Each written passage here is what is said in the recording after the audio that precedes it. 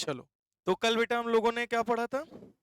Critical angle के बारे में। आज हम लोग पढ़ने जा रहे हैं real depth and apparent depth. Real depth and apparent depth. ठीक है, आज का टॉपिक क्या है? Real depth and apparent depth. सबसे पहले हम लोग फिगर ड्रॉ कर लेते हैं। हमारे पास एक ये बीकर है। क्या है बेटा? बीकर। और इसमें क्या है? ये पानी।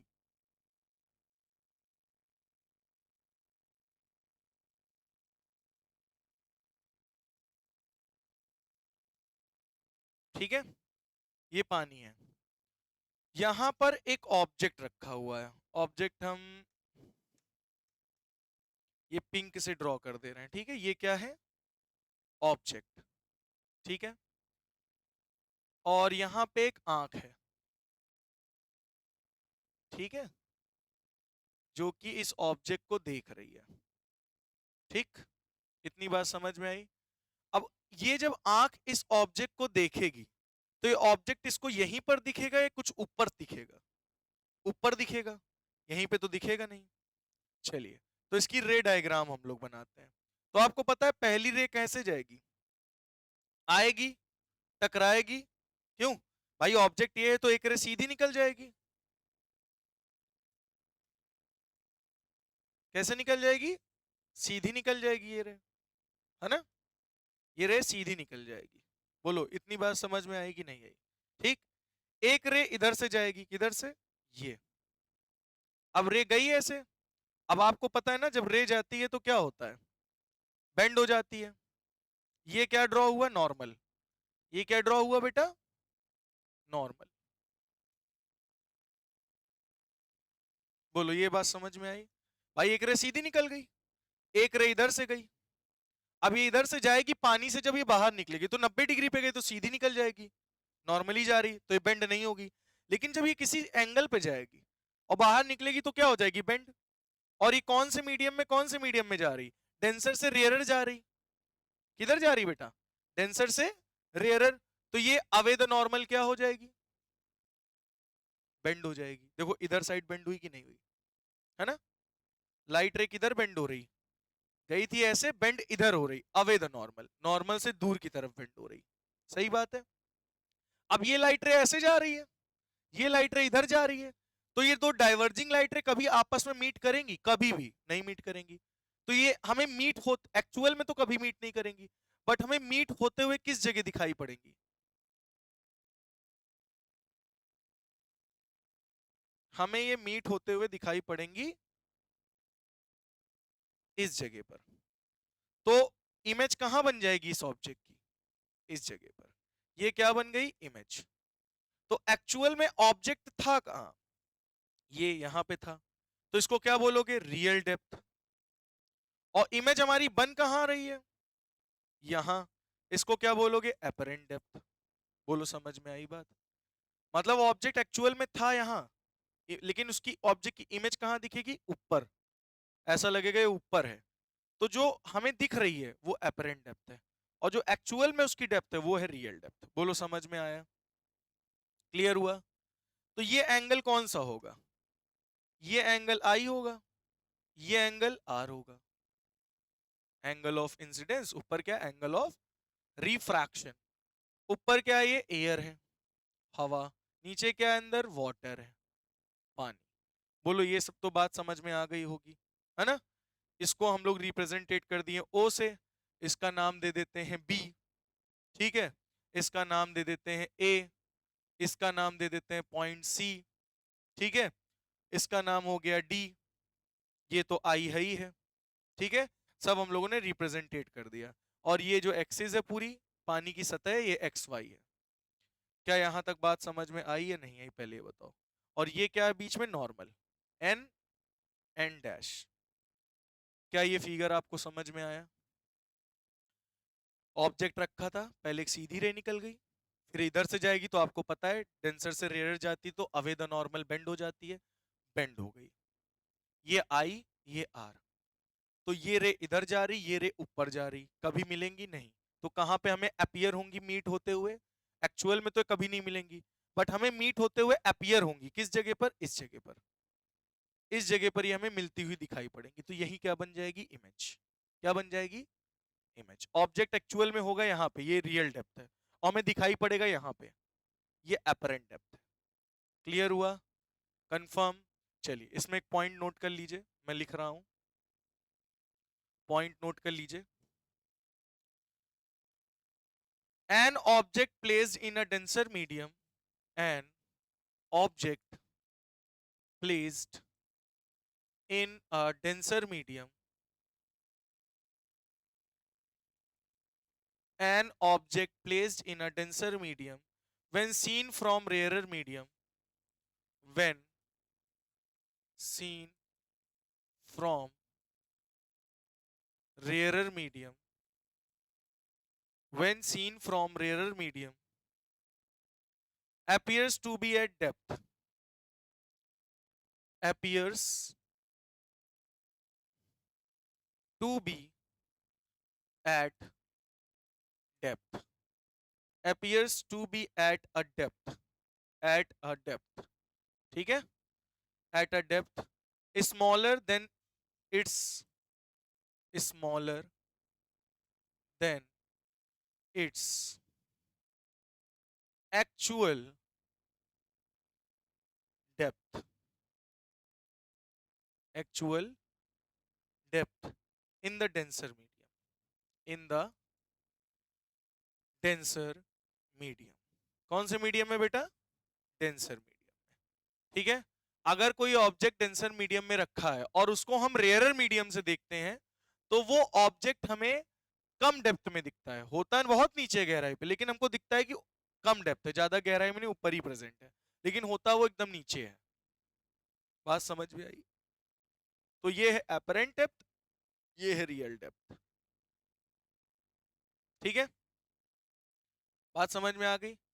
अगर मैं इसको कहूं लाइट रे कहां से कहां जा रही, वाटर से एयर में जा रही है, देखो ऑब्जेक्ट वाटर में रखा है, तो वाटर से लाइट रे कहां जा रही, एयर में, तो वाटर से कहां जा रही, एयर में, तो वाटर के अंदर क्या है, साइन आई एंगल है, और एयर में क्या है, साइन आर। तो इसको क्या हम ये लिख सकते हैं, W N A is equal to sine i by sine r. इतनी बात समझ में आई है नहीं आई। अच्छा ये बताओ, डब्ल्यू एन ए को हम लोग 1 अपॉन ए एन डब्ल्यू नहीं लिख सकते, लिख सकते कि नहीं, रेसिप्रोकल में जाएगा तो क्या हो जाएगा, हुँ? हो जाएगा W N A is equal to 1 upon A N W, या फिर A N W is equal to 1 upon W N A, बराबर ही तो होगा, है ना। इसको ये भी तो लिख सकते हो तुम, ए एन डब्ल्यू को क्या लिख सकते हो, 1 upon W N A. Water से एयर में जा रही तो एयर से वाटर में जाएगी, रेसिप्रोकल होता है, एक दूसरे के अपोजिट होते हैं ना। तो इसको क्या लिख सकते हो, यहाँ ए एन डब्ल्यू क्या आएगा, डब्ल्यू एन ए को क्या लिखोगे, sine i upon sine r 1, sine r ऊपर चला जाएगा, क्या हो जाएगा, sine r upon sine i. तो ए एन डब्ल्यू क्या निकला, sine r upon sine i, W N A क्या निकला, sine i by sine r. क्या ये बात समझ में आई है नहीं। अब जरा ये बताओ साइन आर क्या है, साइन आर कौन सा एंगल है, sine R angle N dash C O, सही है, N dash C O upon sine I कौन सा है, सॉरी ये तो आई है ना, आर पूछ रहा है, आर कौन सा, N C D, N C D sine I, I कितना है angle, N dash C O, बोलो सही है कि नहीं। क्या इतनी बात समझ में आई, साइन आर और साइन आई को हम लोग लिख सकते हैं कि नहीं लिख सकते, है ना। अच्छा जरा देखो बीओ और एन एन डैश क्या है, पैरेलल है या नहीं है, B O and N N dash R parallel, लग रहे हैं कि नहीं लग रहे हैं, बी ओ और एन एन डैश एक दूसरे के क्या हैं, पैरेलल हैं। अगर ये एक दूसरे के पैरेलल हैं तो angle N C D angle A I C के बराबर होगा, angle N C D equal to angle A I C के बराबर होगा। देखो एन सी डी किसके बराबर होगा, ए आई सी, मतलब ये एंगल बराबर नहीं होगा। जरा देखो ये सीधी लाइन है, करस्पॉन्डिंग एंगल नहीं लग रहा है? तो मतलब ये एंगल आर तो ये भी एंगल आर, मतलब एंगल एनसीडी किसके बराबर है? Angle A I C, A I C, angle NCD angle A I C के क्या होगा? बराबर है। बोलो ये क्लियर हुआ या नहीं हुआ? इतना समझ में आया? करस्पॉन्डिंग एंगल है। अच्छा ओ सी एन डैश देखो, angle O C N dash किसके बराबर लग रहा है? ओ सी एन डैश किसके बराबर लग रहा है? बोलो, ए ओ सी के बराबर लग रहा है? एंगल ए ओ सी, ए ओ सी, अगर ये एंगल आई है तो ये भी तो एंगल आई होगा, अल्टरनेट एंगल। ये कौन सा एंगल है? अल्टरनेट एंगल है। ये कौन सा एंगल है? करस्पॉन्डिंग एंगल है। बोलो समझ में आया नहीं आया? भाई एंगल आर इसके बराबर, ये एंगल आई, ये एंगल आई के बराबर। ये देखो ये एंगल अल्टरनेट नहीं लग रहा है, और ये एंगल करस्पॉन्डिंग है, तो दोनों एंगल एक दूसरे के बराबर नहीं होंगे। तो मतलब ये एंगल आई, ये एंगल आर, ये एंगल आई, ये एंगल आर। अब समझ में आया? अभी भी नहीं आया? कंफर्म? इतना आया कि नहीं आया पहले ये बताओ? तब तो बहुत बढ़िया है। अब मतलब यहां पे ए एन डब्ल्यू में साइन एनसीडी, एनसीडी की जगह क्या लिख सकते हैं? एंगल ए आई सी लिख सकते हैं। एनसीडी ए आई सी के बराबर है। साइन आर आई, आर की जगह वो हो गया ओ, ओ सी एन डैश या एन डैश सी ओ किसके बराबर है? एंगल ए ओ सी के। तो इसकी जगह हम ये भी तो रख सकते हैं, जब अगर दोनों एंगल बराबर हैं तो। ठीक है, तो ये बताओ साइन आर, है ना, साइन का रेशियो क्या होता है? Perpendicular upon hypotenuse. अब ये आर है तो परपेंडिकुलर क्या होगा? Perpendicular upon hypotenuse, AC upon CI नहीं होगा? देखो ये एंगल आर है तो ये परपेंडिकुलर, ये हाइपोटेनस, ये बेस, तो परपेंडिकुलर क्या है? वो परपेंडिकुलर एसी और हाइपोटेनस सीआई। तो इसको हम क्या लिख सकते हैं? बोलो, इसको हम लोग लिख सकते हैं एसी अपॉन सी आई। बोलो इतनी बात समझ में आई या नहीं आई? ठीक। अच्छा साइन आई देखो जरा, साइन आई, ये आई, तो ये सामने वाला परपेंडिकुलर और ये हो गया हाइपोटेनस, तो एसी अपॉन ओसी। तो इसको क्या लिख सकते हो? AC upon OC. Sine r को ये लिख सकते हैं, साइन आई को ये लिख सकते हैं। बोलो ये बात आई समझ में? नहीं आई? इसको मैंने किस में लिख दिया? उनके रेशियोज में। ठीक है, इतना समझ में आया? अब तुमको क्या क्या कटते हुए दिख रहा है? एसी से एसी कट जाएगा, सीआई नीचे आ जाएगा, ओसी ऊपर, यानी क्या आ गया? ओसी अपॉन सीआई। तो ए एंड डब्ल्यू क्या आ गया? ओसी अपॉन सीआई। क्या आया? ओसी अपॉन सीआई। बोलो इतनी बात समझ में आई या नहीं आई? बहुत बढ़िया। तो हम ए एंड डब्ल्यू निकाल चुके हैं, ओसी अपॉन सी आया। अच्छा ओसी जरा तुम देखो ध्यान से, ओसी सिमिलर नहीं है ए ओ के? ओ सी, ओ सी किसके सिमिलर है? ए ओ के। ओ सी ए ओ लगभग क्या है? सिमिलर होंगे। पूछो क्यों? क्योंकि ये जो एंगल आई है ये बहुत छोटा एंगल है। ये जो एंगल आई और एंगल आर है, ये वेरी वेरी स्मॉल एंगल्स हैं। अगर ये बहुत छोटे एंगल हैं तो ये जो सीओ है वो एओ के बराबर नहीं हो जाएगा। सीओ लगभग किसके बराबर हो जाएगा? एओ के। बोलो बात समझ में आई कि नहीं? ये सीओ एओ के बराबर नहीं हो जाएगा। अब खुद ही समझो, ये ओ ये ए, एंगल बहुत छोटा है ये सी, तो सीओ एओ के बराबर नहीं है अगर एंगल बहुत छोटा होगा। क्लियर हुआ इतना? तो ओसी किसके बराबर है? लगभग एओ के।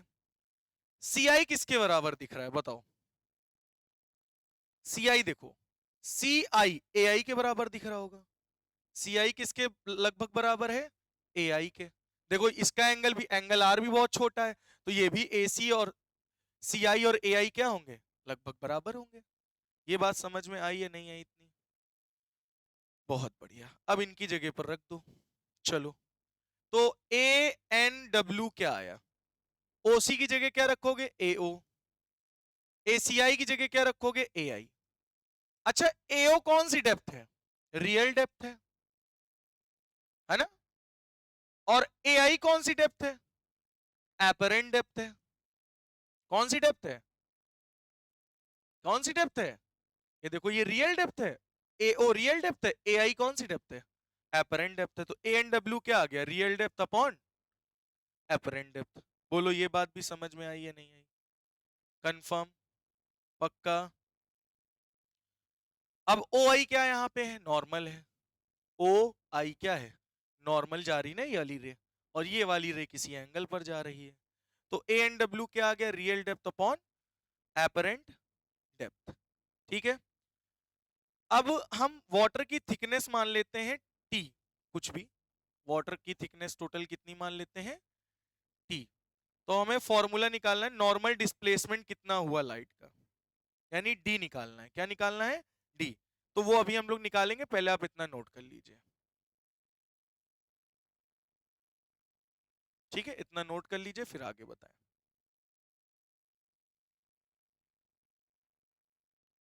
चलो, तो ये फिगर बना लिया आप लोगों ने, बहुत बढ़िया। अब हम मान के चलते हैं इस पूरे पानी की जो थिकनेस है वो टी है। अब थिकनेस पानी की जितनी ज्यादा होगी उतना ज्यादा रियल डेप्थ एपरेंट डेप्थ दिखेगा। तो हम डिस्प्लेसमेंट निकालने जा रहे हैं। क्या निकालने जा रहे हैं? डिस्प्लेसमेंट कितना हुआ। आखिर ऑब्जेक्ट था रियल डेप्थ में, पहुंच गया वहां ऊपर एआई की जगह पर, इमेज वहां पर बन रही है।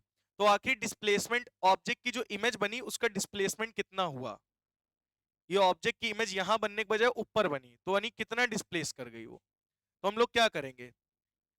डिस्प्लेसमेंट निकालने के लिए क्या करेंगे? ए ओ माइनस ए आई, यानी रियल डेप्थ में से एपरेंट डेप्थ माइनस कर देंगे, जितना डिस्प्लेसमेंट हुआ निकल आएगा। क्यों? समझ में आई बात? और पूरे की डिस्प्लेसमेंट थिकनेस कितनी है? एओ। एओ की वैल्यू क्या दे रखी है? टी। पूरी थिकनेस हम क्या लेट लेट करके चल रहे हैं? टी, है ना? तो एओ माइनस ए आई ये है। तो इसको हम क्या करेंगे? एओ यहां से कॉमन ले लें। क्यों? अगर ए ओ तुम यहां से कॉमन ले लोगे तो अंदर यहां वन बचेगा, माइनस ए आई अपॉन क्या हो जाएगा? ए ओ। सही है। तो ए ओ को क्या लिख सकते हो? टी।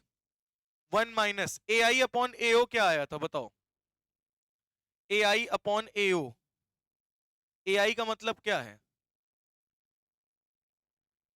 ए आई अपॉन ए ओ, ए आई अपॉन ए ओ, ए आई अपॉन ए ओ, है ना? क्या आया? One upon A N W आया था ना, ए आई अपॉन ए ओ। ए ओ अपॉन ए आई आया था। तो अगर हम ए आई अपॉन ए ओ निकालेंगे तो क्या आएगा? One upon A N W. तो यहाँ क्या आ जाएगा? One upon A N W. ये आपका आ गया डिस्प्लेसमेंट ऑफ इमेज। मतलब ऑब्जेक्ट थी कहाँ और इमेज बनी कहाँ। तो कितनी ऊपर बनी? इतनी ऊपर बनी। ये डिस्प्लेसमेंट निकल आया। समझ में आ गया? बोलो, क्लियर हो गया पूरा? तो ये था real depth and apparent depth. Object होता कहीं और है, दिखता कहीं और है, इमेज उसकी बनती कहीं और है। नोट कर लीजिए। अब बेटा नेक्स्ट हेडिंग हम लोग पढ़ेंगे टोटल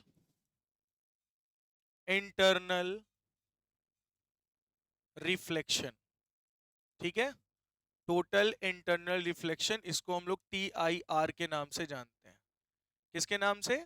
टी आई आर। तो लिख लीजिए, when a ray of light travelling from a denser medium, when a light travelling from a denser medium to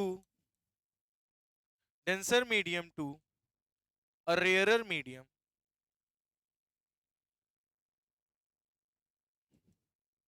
denser medium to a rarer medium is incident at the interface, is incident at the interface, is incident at the interface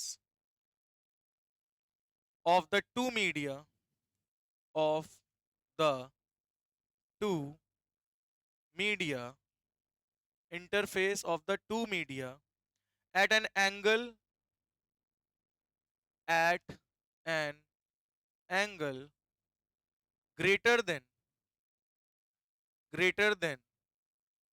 critical angle. किससे बड़ा हो बेटा?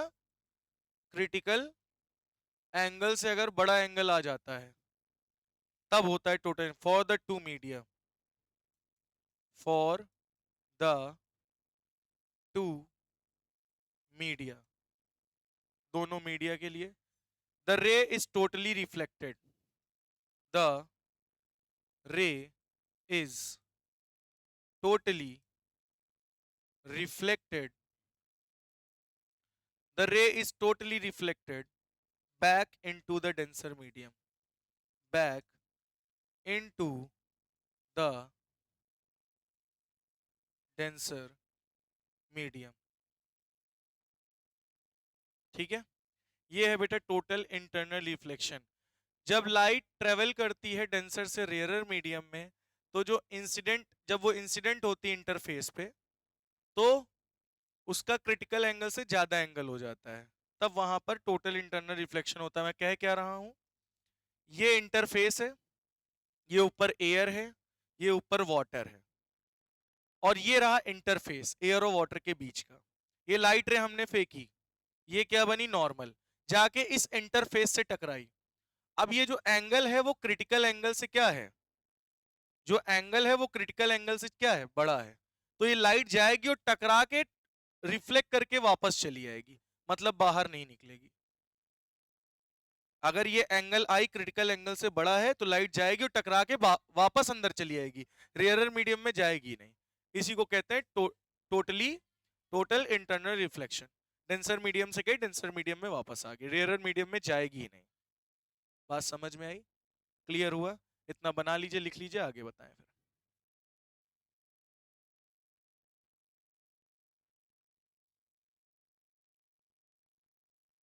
चलिए, तो बेटा अब लिखिए conditions. क्या कंडीशंस होती हैं टोटल इंटरनल रिफ्लेक्शन के होने की? तो कुछ कंडीशंस हैं, उन कंडीशन को हमें ध्यान में रख के ही टोटल इंटरनल रिफ्लेक्शंस होता है. Condition for TIR. पहली कंडीशन नोट करिएगा. The ray incident on the interface, the ray incident, the ray incident on the interface, on the interface of two media, two media should travel in the denser medium, should travel in the denser medium. ठीक है, ये रही पहली condition. पहली condition क्या है कि जो रे इंसिडेंट हुई है इंटरफेस पे ऑफ टू मीडिया, दो मीडिया के इंटरफेस पे जो रे इंसिडेंट हुई है वो ट्रेवल करनी चाहिए डेंसर मीडियम में ही, तभी टोटल इंटरनल रिफ्लेक्शन होगा. क्या मतलब? यहां से जो रे आई है, जो इंसिडेंट हुई है इस इंटरफेस पे, इस इंटरफेस पे जो रे इंसिडेंट हुई है वो डेंसर मीडियम में ही ट्रेवल करनी चाहिए वापस, तभी TIR होगी. पहली condition. Condition number 2, the angle of incidence should be greater, the angle of incidence should be greater, the angle of incidence should be greater than the critical angle, then the critical angle for the two media, for the two media. ठीक है, तो बोला जा रहा है angle of incidence जो है वो ग्रेटर होना चाहिए एंगल ऑफ क्रिटिकल एंगल से.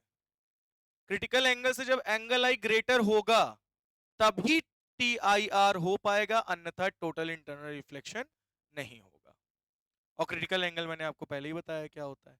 जब जब एंगल आर 90 डिग्री हो जाता है तब एंगल आई ही बन जाता है क्रिटिकल एंगल। तब वो इंसिडेंट एंगल क्या कहलाता है? Critical angle. जब एंगल ऑफ रिफ्रैक्शन 90 डिग्री हो जाता है। समझ में आ गई बात? तो ये भी नोट कर लीजिए, दो कंडीशंस हैं आपकी। चलिए तो नेक्स्ट टॉपिक लिखिए बेटा फिर, relation between refractive index and critical angle.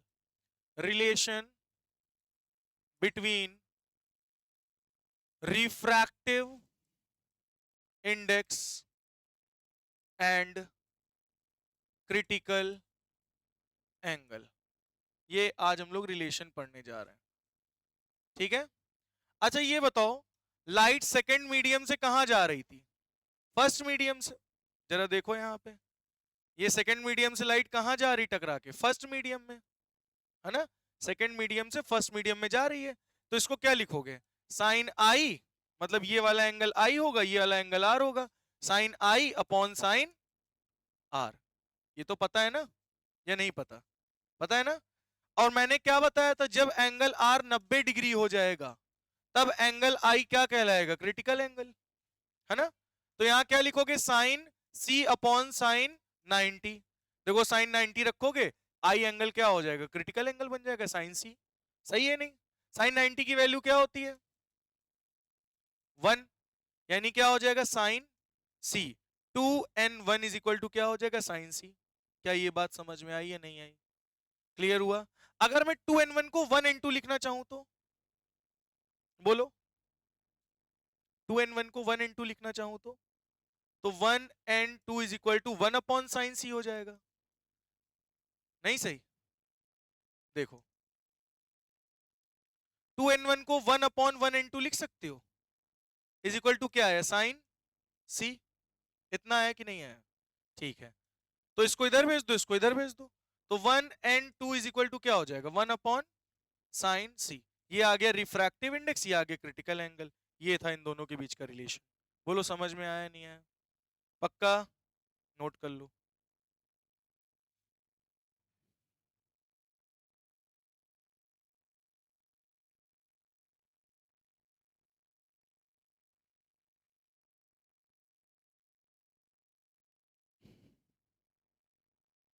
तो इसका मतलब क्या समझ रहे हो बताओ? Velocity of light in second medium upon velocity of light in first medium. समझ गए कि नहीं?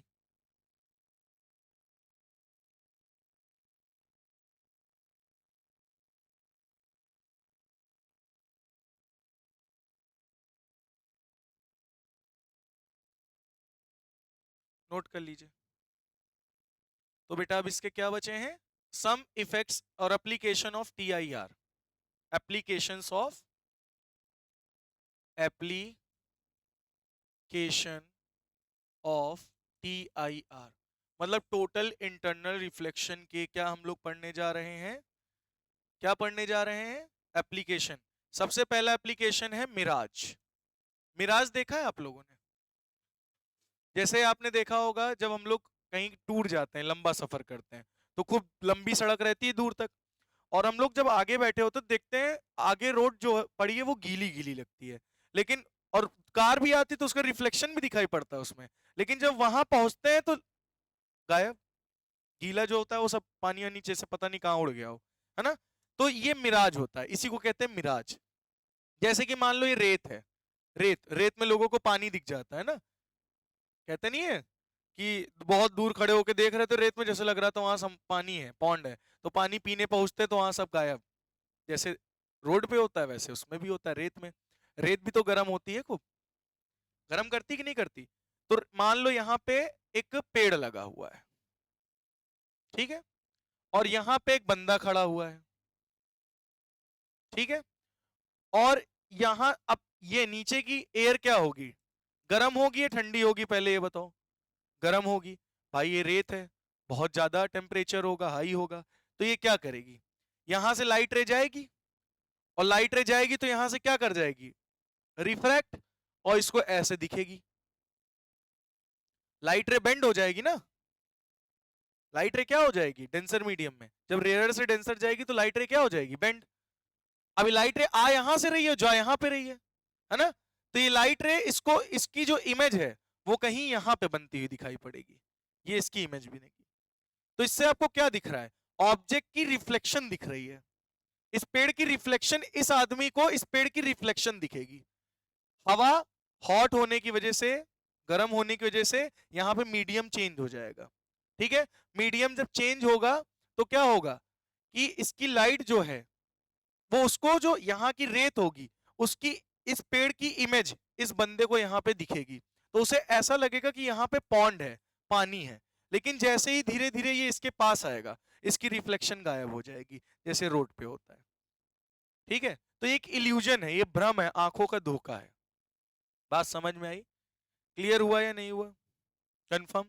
इसी तरह से एक और एप्लीकेशन है आपके, तो मिराज हो गया। एक आता है आपका as simple totally reflecting prism.